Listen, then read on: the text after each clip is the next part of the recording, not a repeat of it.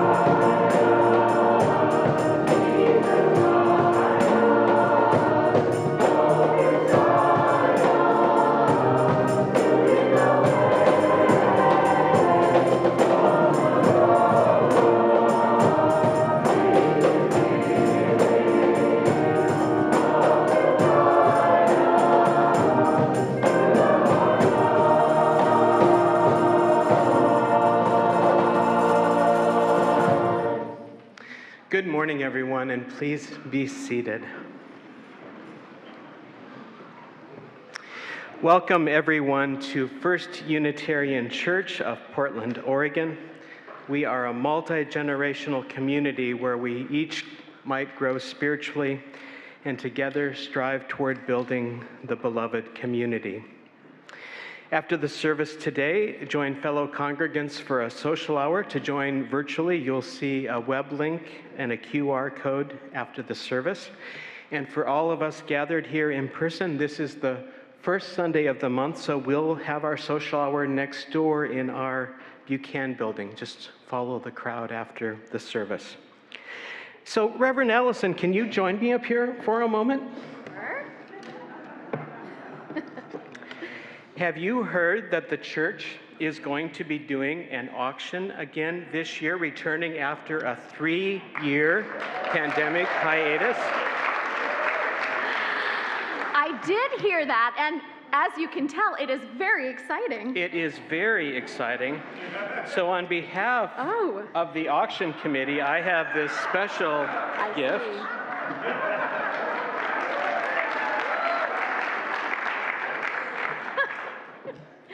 Well, thank you. I feel very privileged to wear this accessory.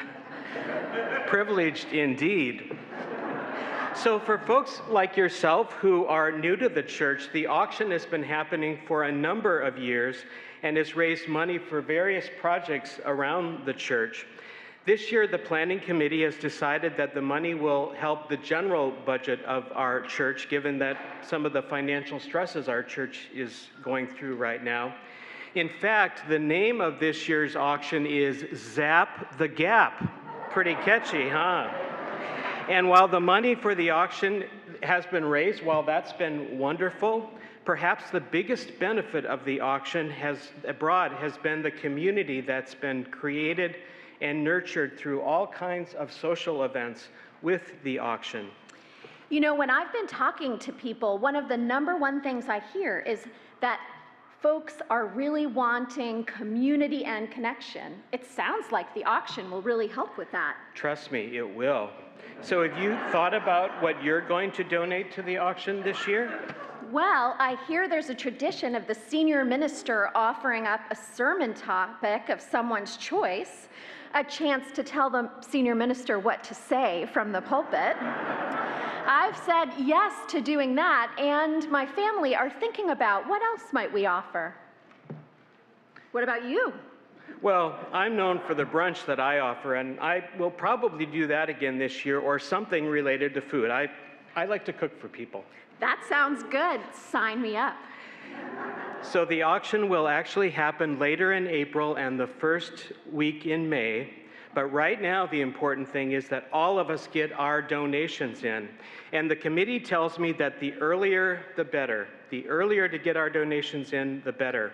In fact, they've really been emphasizing that for the better part of several weeks now, actually. You can sign up or talk to a member of the committee after the service today. Yes, I know that will really help with planning, and I'm going to sign up today. And anyone who's afraid of the online auction, all the help you need is just right at coffee hour. Exactly. So just to recap, Zap the Gap. Auction will be the last 2 Sundays in April and the first in May. Get your donations in early and have fun. Let's have some fun. Yes. Yes, thank you.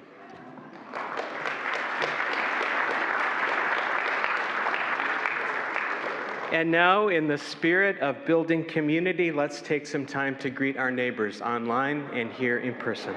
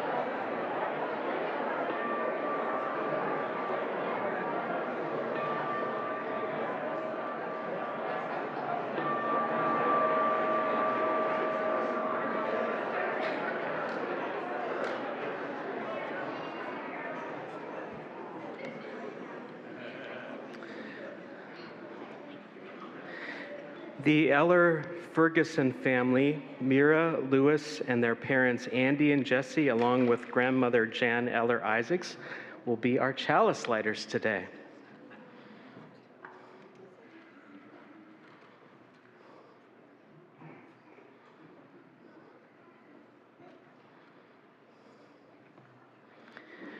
We are Unitarian Universalists.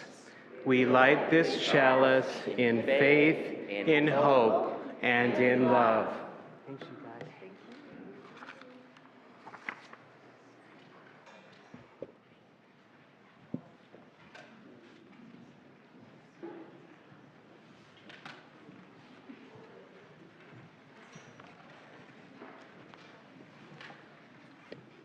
Today's voluntary is audience participation. Can y'all say, don't worry. Be happy. Sometimes you'll say it. When you see Sam up here playing, that'll be time to say it. And sometimes you'll say, don't worry. Be happy. All right? Everybody set?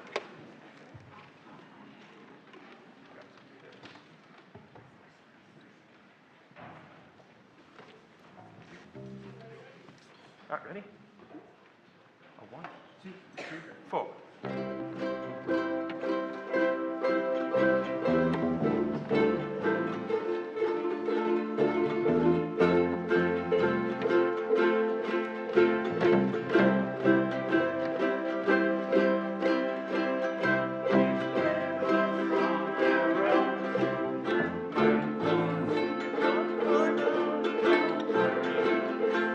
Let's start over. Be happy. Here's the beginning. Here's a little song I wrote. You might want to sing it note for note. Don't worry. Be happy. Oh, you know the song. In every life we have some trouble. But when you worry, you make it double. Don't worry. Be happy. Don't worry, be happy now.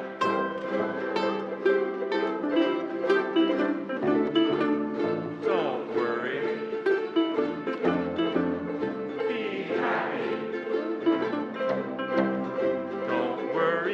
happy now.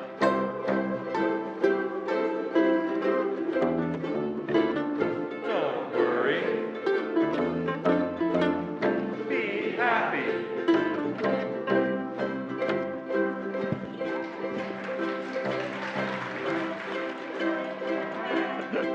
Somebody came and took your bed. Don't worry.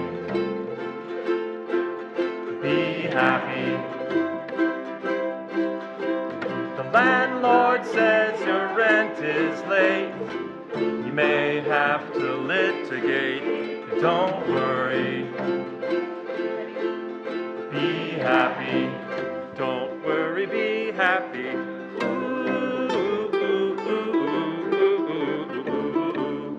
Don't worry, be happy. Don't worry, be happy.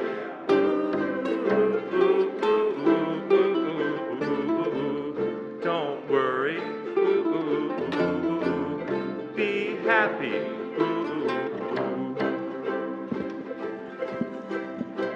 Ain't got no class, ain't got no style. Ain't got no one to make you smile. Don't worry. Be happy. When you worry, your face will frown, and that will bring everybody down. So don't worry. Be happy. Don't worry, be happy.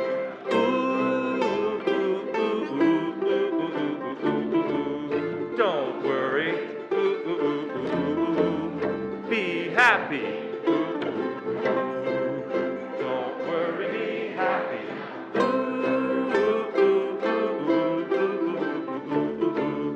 Don't worry, be happy.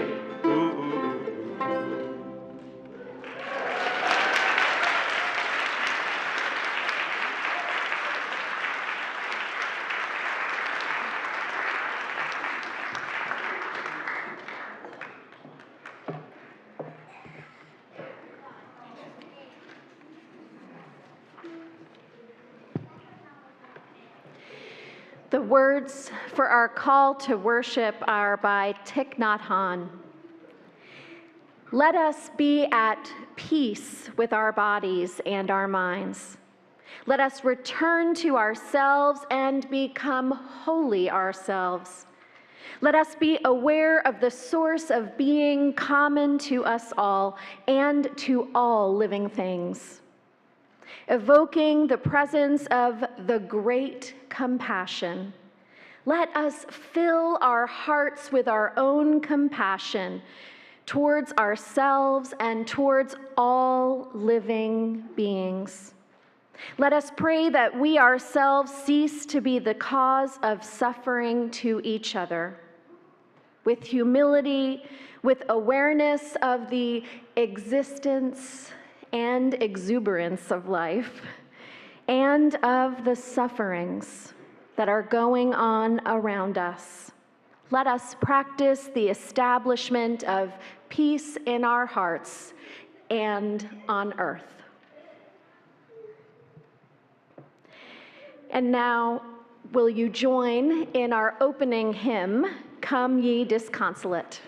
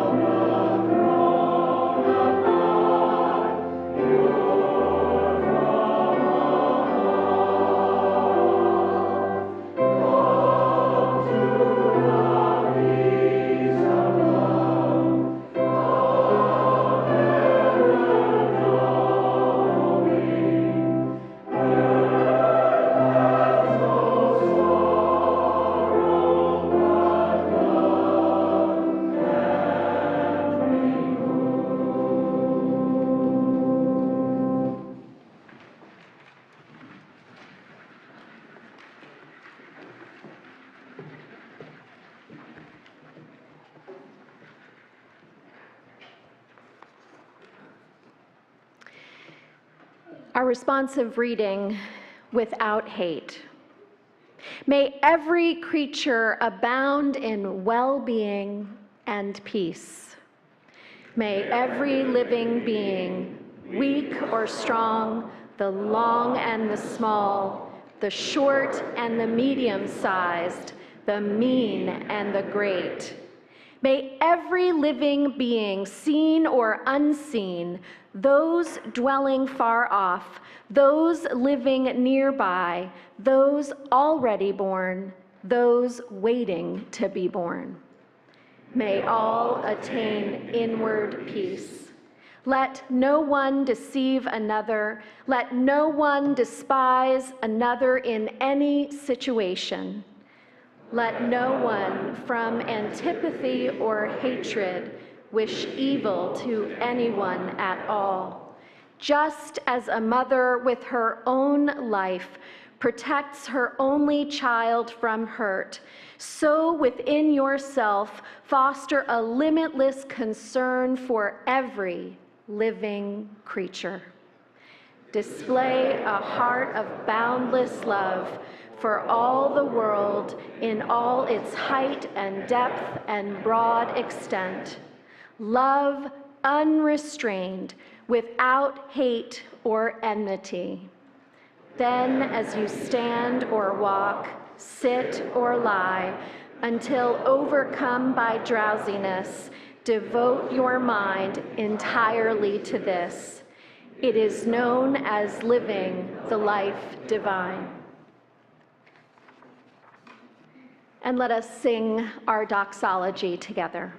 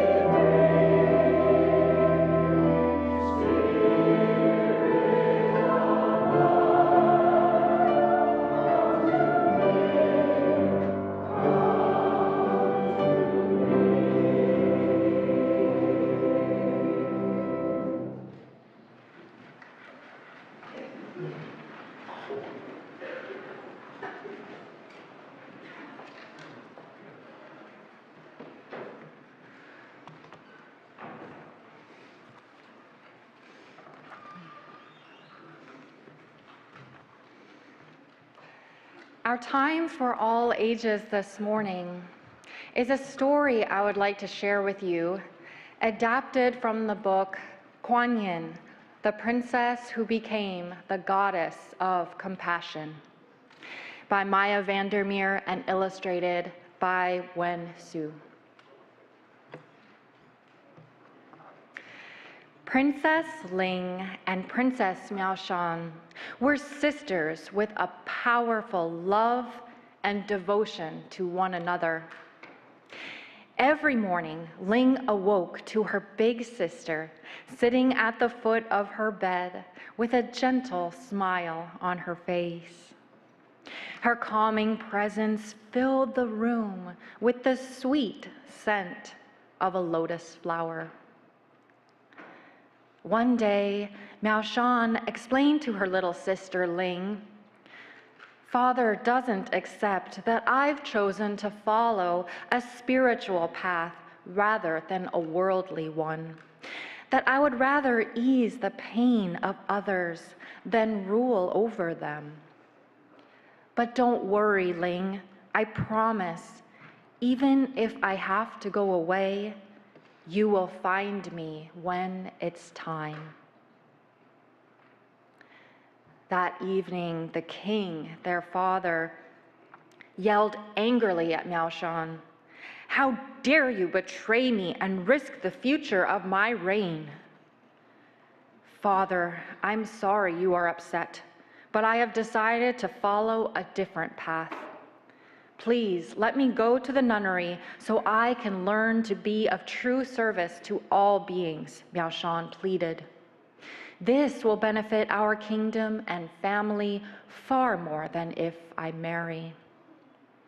The king thought, "I will send my ungrateful daughter to the nunnery, but I will command the nuns to make her life miserable with impossible tasks, and she will quickly tire of such a life and return to the palace." When Ling visited Miaoshan at the nunnery, she found her worn and disheveled, plowing a barren field that hadn't grown a single blade of grass for over 50 years. "Sister, why don't you come home? I miss you so much." And Ling began to cry. Miaoshan knelt down and said, "Let's make a wish, not just for ourselves, but for all beings. May the seeds we plant with our hearts grow." And she guided Ling's hand to touch the ground. And Ling concentrated all the energy of her heart into the soil. Suddenly, a golden dragon swooped down and in a swift motion of her gigantic tail made a deep pool of water to irrigate the field. A huge flock of birds arrived, carrying seeds in their beaks. "Look, Ling, your heartfelt wish has worked. Thank you." Miaoshan grew food to feed many people and herbs to make medicines for the sick, and Ling came and helped her every day. They spoke about the importance of caring for every living being, from a tiny earthworm to a powerful king like their father. As the days passed, the seeds that were planted with love grew and spread happiness. The king came to the nunnery when things didn't go according to his plan. When Ling saw him approach Miaoshan, she was terrified he would take her away forever. But suddenly, a powerful growl echoed through the garden, and a great tigress bounded in out of nowhere. Miaoshan gave Ling a gentle smile, then quickly got on the tigress's back. The two leapt off, vanishing into a mysterious mist. Miaoshan was nowhere to be found for 9 long years. The king became ill and weak, and the whole kingdom lost its brightness without Miaoshan. Finally, one morning, the fragrance of Miaoshan's presence filled Ling's room again. It led Ling to the mountains, to the place where the tigress had taken Princess Miaoshan and where she had remained in deep meditation ever since. When Miaoshan saw Ling, she spoke to her. "This morning, when I completed my meditation, I made a promise. I could have left for the divine realms, but I vowed to forever stay in this world to help all beings. All you have to do is call for me, and I will be there."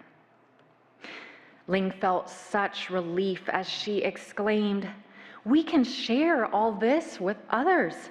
Maybe someday other children will hear our story. Then they will learn too that love is the greatest power in the world. All the animals of the mountain rejoiced with them. Suddenly, Ling heard the voice of their father and froze. Miao Shan, is that really you? The king asked in disbelief. Are you the wise healer I have come to thank for saving my life? Yes, Father, I heard you were sick, so I sent medicines, and I am relieved to see that they helped. The king dropped to his knees before Miao Shan. I was so cruel to you, yet you saved my life. And the king began to cry. Please forgive me, precious daughter. How can I ever repay your kindness? All I ask is that you devote the rest of your life to ruling your kingdom with kindness, Miao Shan replied. So it came to pass that this once terrifying king became a good and just ruler. This is how Princess Miao Shan became the immortal Kuan Yin, the one who hears the cries of the world. And to this day, millions of people call on her when love and compassion are needed. May the power of Kuan Yin's love be awakened in the hearts of all.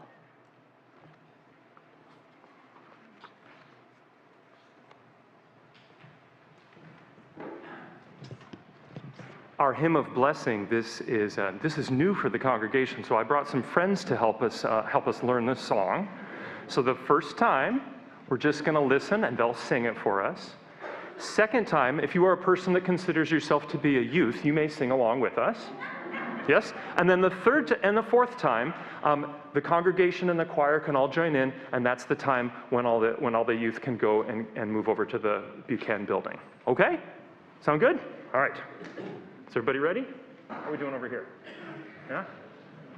Okay, ukulele intro. Ready, go.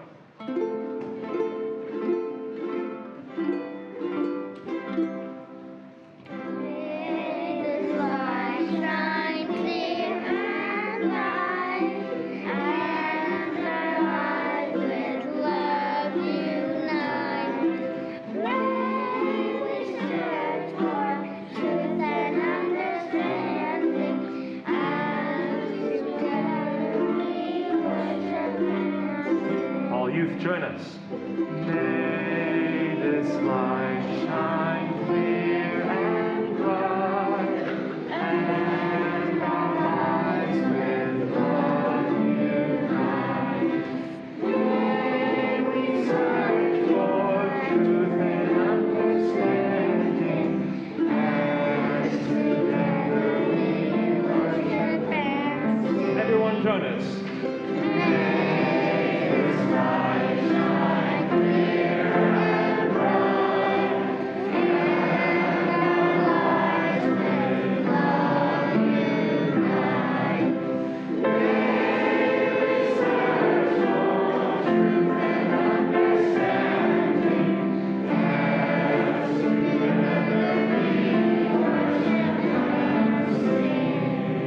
Start exiting. May the sun shine clear and bright, and our lives with love unite. May we search for truth and understanding, as together we worship and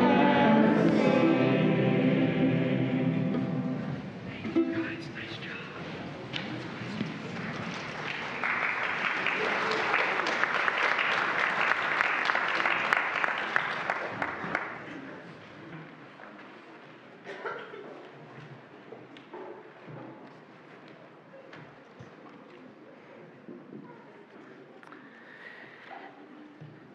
It's our custom in this congregation to share our offering each month with an organization in concert with our own mission. And throughout this year, we're focusing on youth-chosen and youth-led organizations. For March, we're dedicating our offering to Girls Inc. Pacific Northwest in honor of Women's History Month. Girls Inc. serves youth ages 6 to 18 in an affirming, pro-girl environment. Youth learn to value their whole selves, discover and develop their inherent strengths, and receive the support they need to navigate the challenges they face. Among other programs, Girls Inc. offers the Leadership Council as a space for young leaders 8th to 12th grade to explore their passions, engage in civic dialogue with peers about critical issues, meet local leaders, and develop advocacy skills such as public speaking and research. This morning, our ushers are going to resume the spiritual practice of passing the plate here in our services. So if you're here in person and would like to donate by cash or check, you can do so shortly. And please note that our ushers haven't done this for 3 years, so in the spirit of our theme of compassion, we will be forgiving. We're all going to relearn this task. If you'd like to give electronically, find one of the QR codes on find the QR code on the yellow slip that should be in the racks around you. And if you're online, we invite you to give via the donate button on Boxcast. Thank you for your generosity today.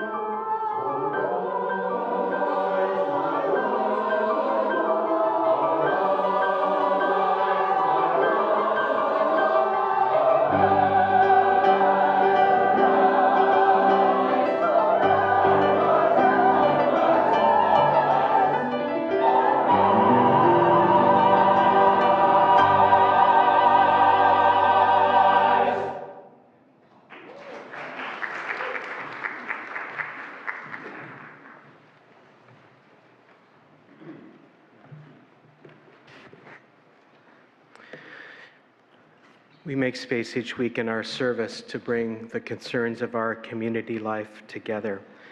I have quite a number of concerns to bring you this morning.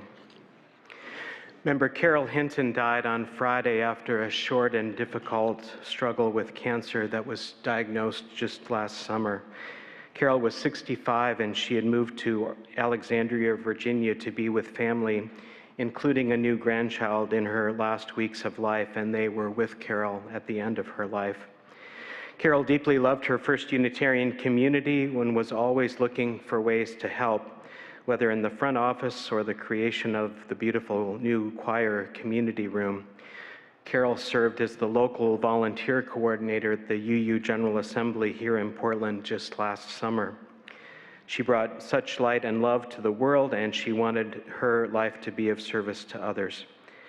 We hold her loved ones this morning. Thomas Hacker, the lead architect of our Buchanan building where we'll hold our social hour today, died this past Monday at the age of 81. Tom and his team, the team from his firm, were great partners with the leaders of our congregation in the development and construction of that building. This morning we remember him. We give thanks for his life and for the space he helped create that allows us to create and build community together here. We extend our condolences to Tom's family. Member Brenda Bell has been in hospice care for the last several weeks and is now nearing the end of her life. Brenda wants to extend her gratitude for all those who have accompanied her on her journey thus far. We send her our love in these days ahead. And finally, this morning, we hold Shawn Wright, daughter of Mardine Duckworth. Shawn has been diagnosed with pancreatic cancer and plans to return to Portland this week from her home in Amsterdam to be with Mardine and the rest of her extended family. Cards and good wishes would be much appreciated. This morning, as part of our parish concerns, I'd like to now invite you to join me in a loving kindness meditation. To begin, I'd like to just invite you to settle into the seat where you are. Feel your body relax. Take a deep breath in, let it out. Take a breath in, let it out. As I speak the words of the loving kindness meditation, I'd invite you to imagine hearing the words first for yourself and then later offering the intentions to others. So first imagine these words for yourself.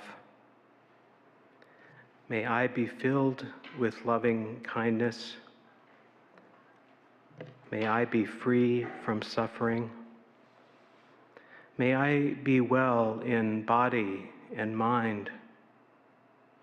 May I be at ease and happy. May I be loved. Now I'd like to invite you to imagine the same thoughts for someone else, someone you love, a child, a spouse, a parent, or you may direct it to someone you've never met. May you be filled with loving kindness. May you be free from suffering. May you be well in body and mind. May you be at ease and happy. May you be loved. Next, imagine someone in our community or in your life who you know to be struggling. May you be filled with loving kindness. May you be free from suffering. May you be well in body and mind. May you be at ease and happy. May you be loved. And next, I invite you to join me in wishing well to a difficult person in your life, someone you might struggle with. May you be filled with loving kindness. May you be free from suffering. May you be well in body and mind. May you be at ease and happy. May you be loved. And finally, I invite you to join in sending this message out to all the living beings of the world. May all beings be filled with loving kindness. May all beings be free from suffering. May all beings be well in body and in mind. May all beings be at ease and happy. May all beings be loved.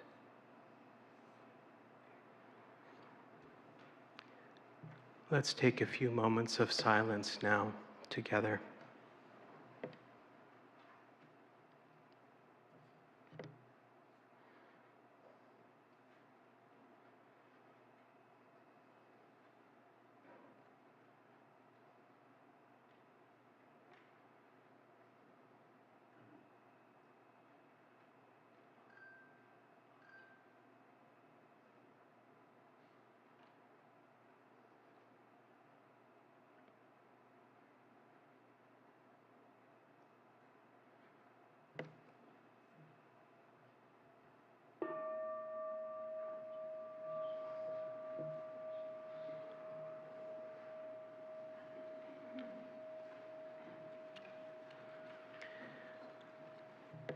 Our reading today is by Katerina Kalikto, translated from the Ukrainian by Olena Jennings and Osagna Luciana, as we mark the first anniversary of the Russian invasion of Ukraine.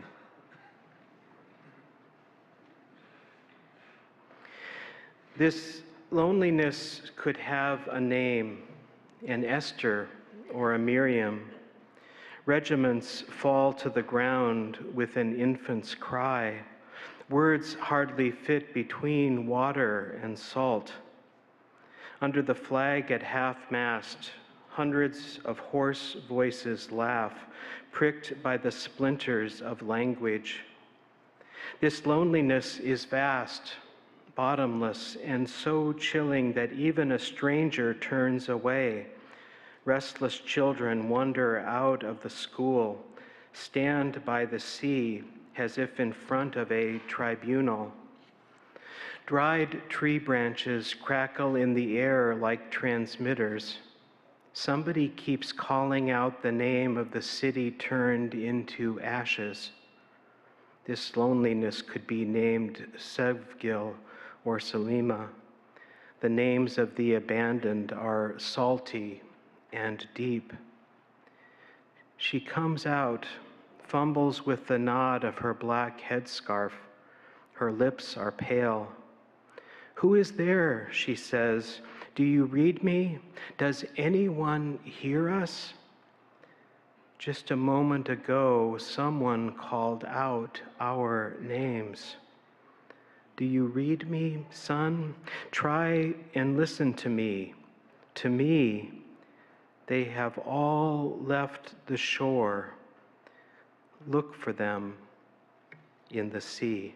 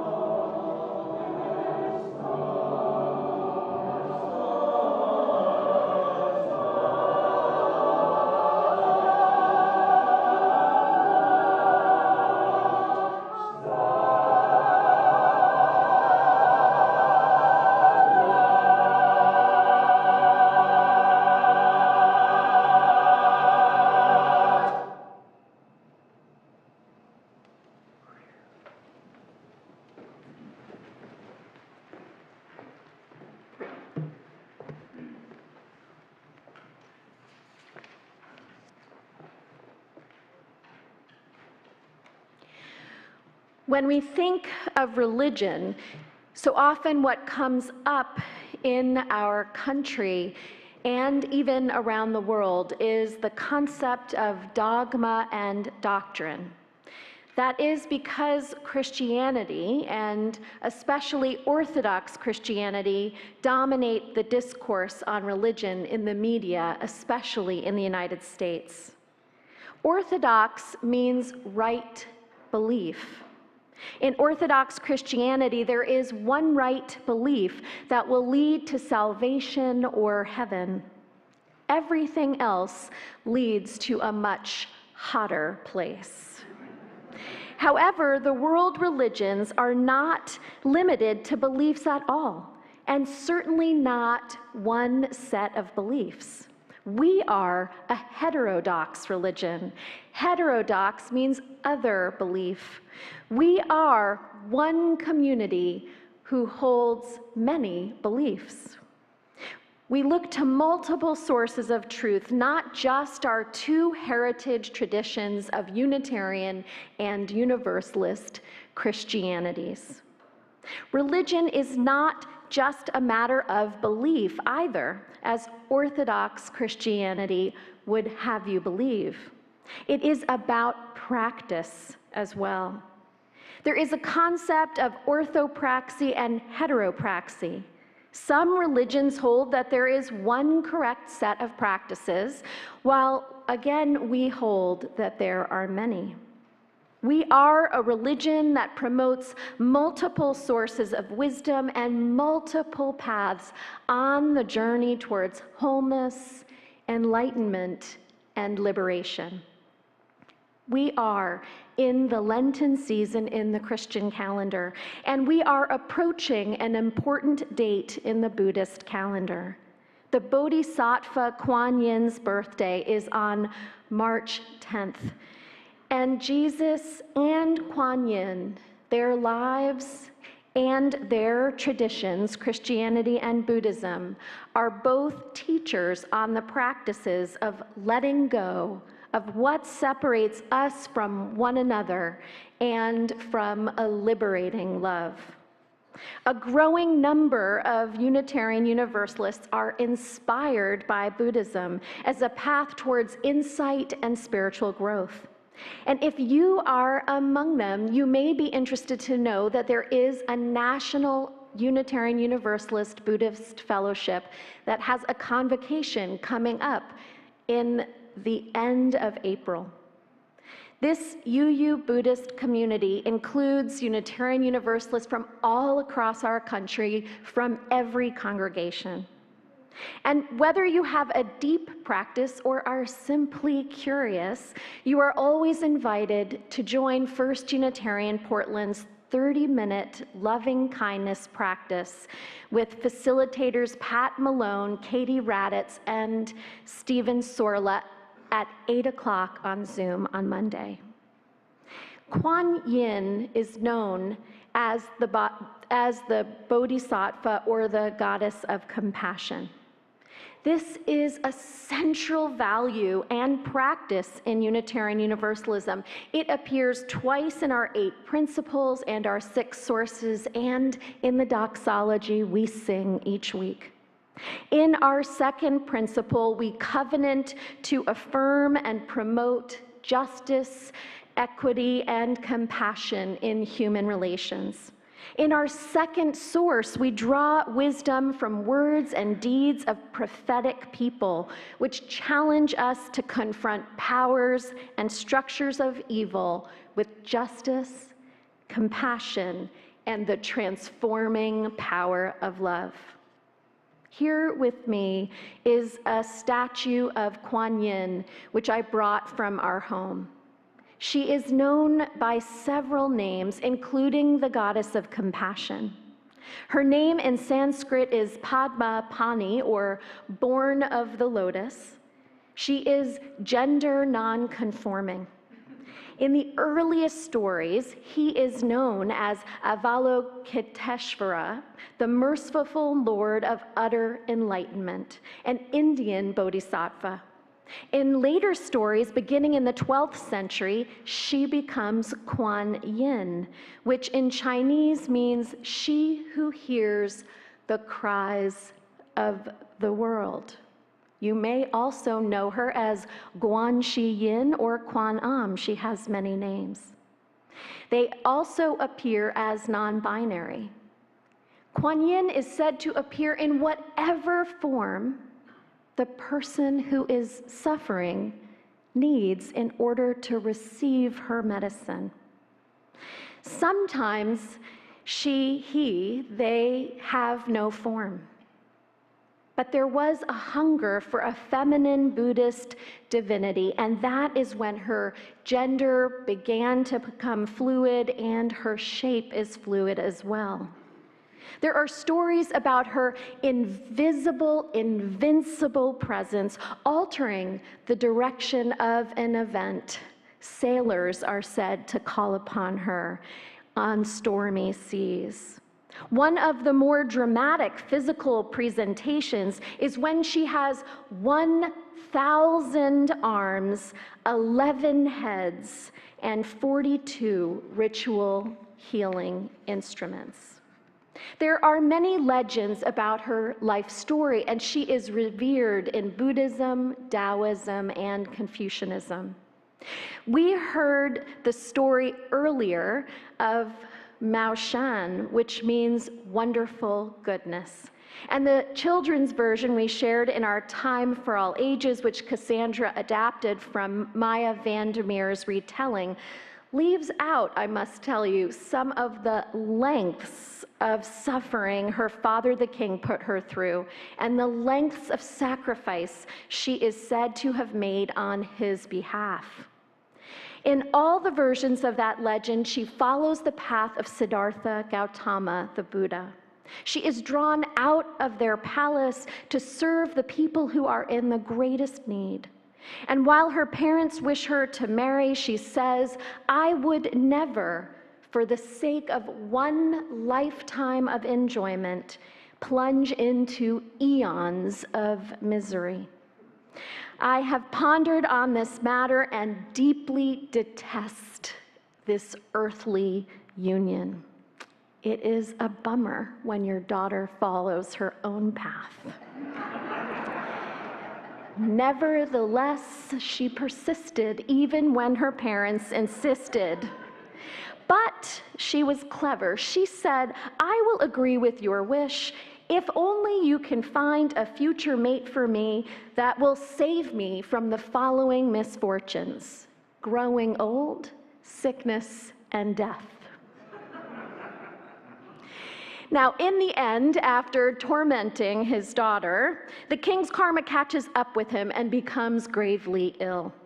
A holy man educated in the ways of healing predicts that the only cure would be if someone without the slightest hint of anger or resentment in their person would be willing to sacrifice a portion of their body, their arms and eyes, for example. The elixir made of these potent ingredients would relieve him of suffering. "Where, alas, might I find such a being?" lamented the king. "In this very land," said the monk, and you can guess exactly who it was. When the king fully recovered, he made haste with his wife to pay homage to the one who had miraculously saved his life and made such a sacrifice. Overcome with emotion, her parents embrace her and her father falls to the ground. "I am so evil that I have caused my own daughter terrible suffering." Mao Shan replied, "Father, I have suffered no pain. Having given up these human eyes, I shall see with diamond eyes. Having yielded these mortal arms, I shall receive golden arms. If my calling is true, all of this will follow."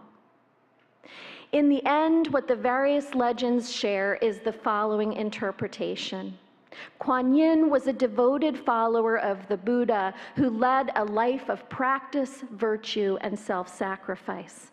She attained enlightenment, and the moment that she could be released from the cycles of suffering, of birth and death, and reach nirvana, she heard the cries of anguish from below. She renounced her reward of eternal bliss and turned back, finding her place in eternity, in our hearts, in all people's hearts when they suffer. She became a bodhisattva. As with any legend of a great human prophet or saint or manifestation of the divine in all, we are to take spiritual lessons from the memorable and changing details woven around and on top of the lives of historical people, passed down through oral stories around the world and eventually written down in books. Here are 3 lessons from Kuan Yin's path that will help us to uproot suffering and plant seeds of compassion.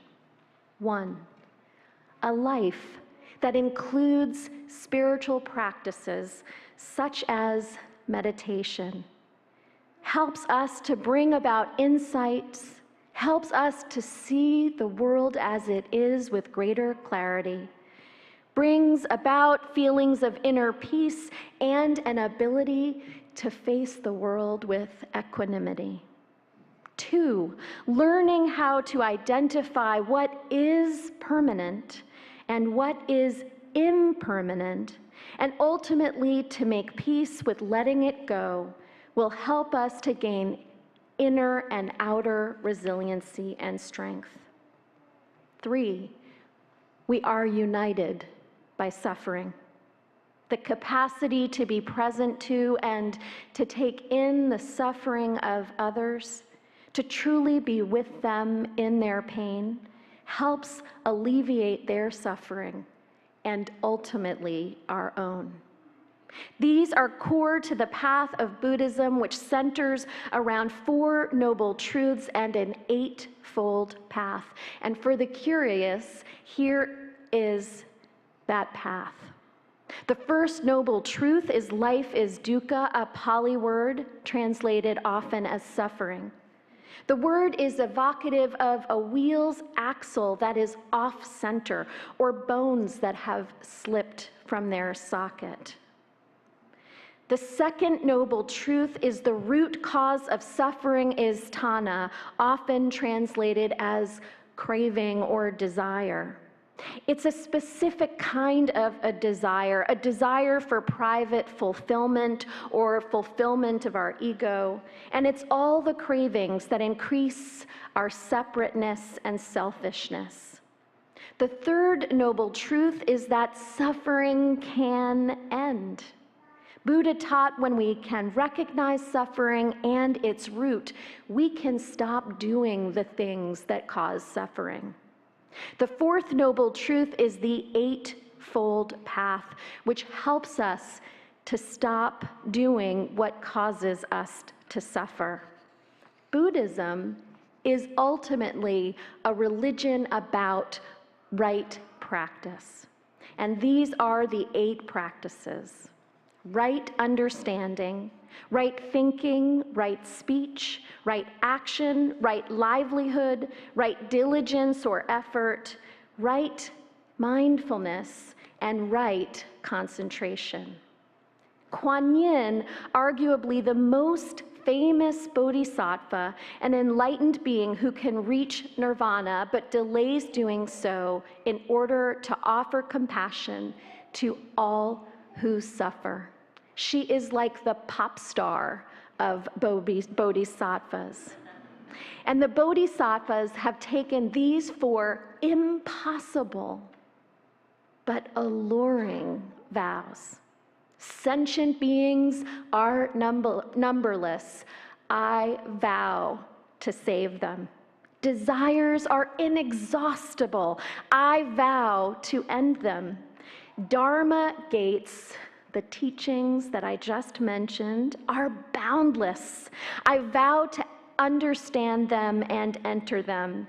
and Buddha's way is unsurpassable. I vow to obtain it.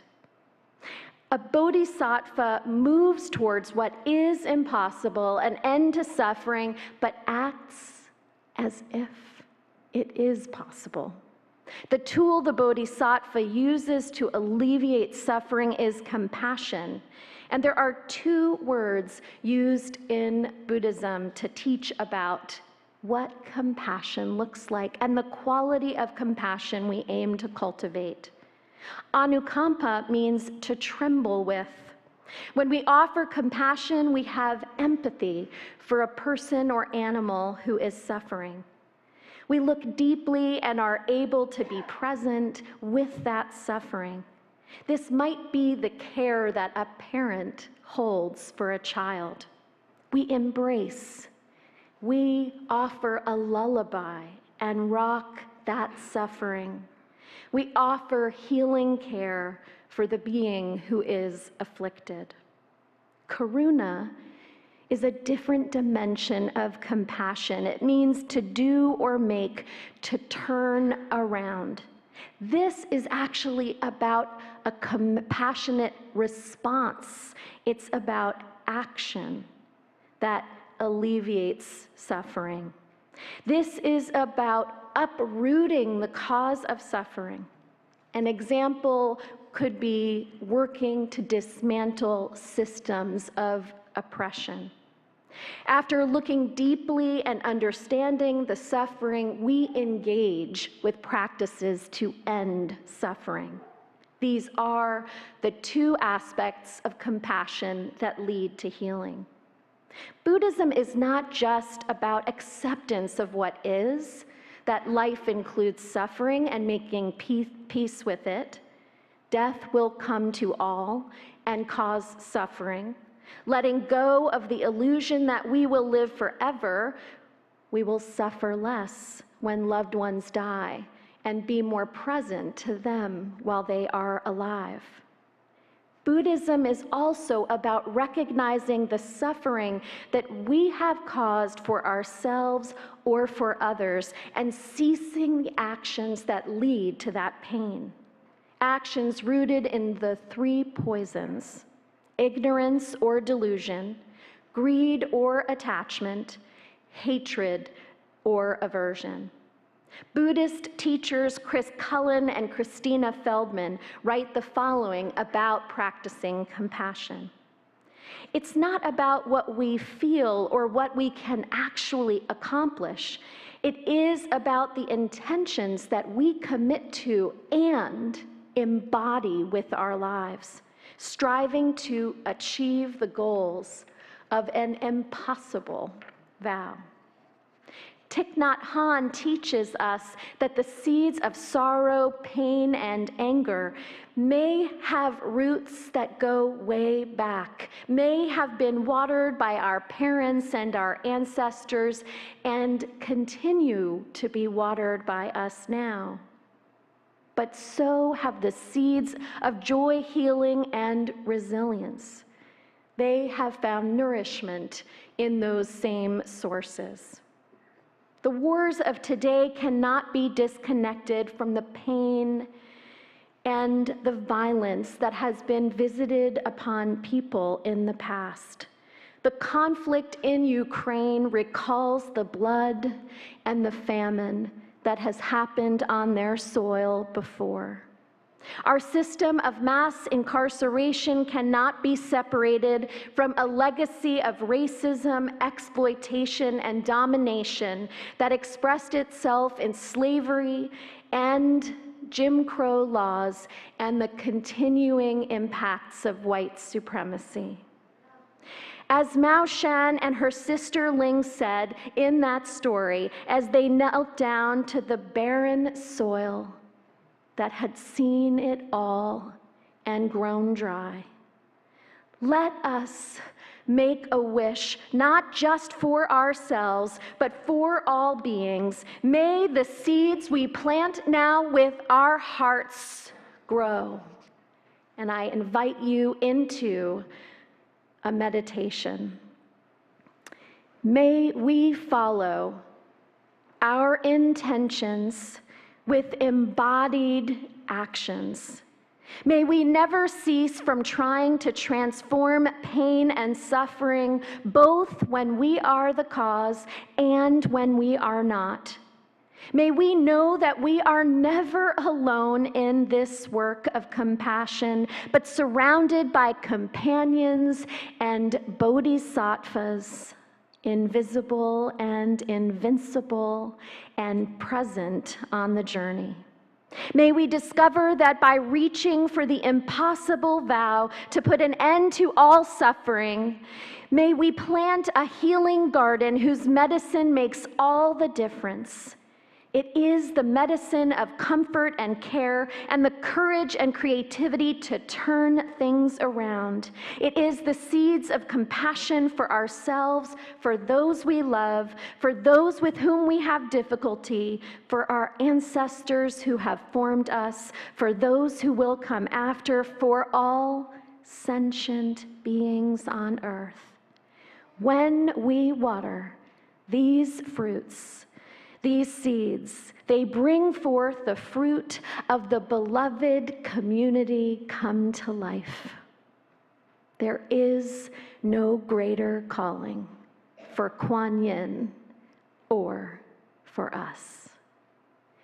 May we root deeply. May we till the soil with all the tools of compassion, and may we rise towards health and wholeness, towards liberation and towards love.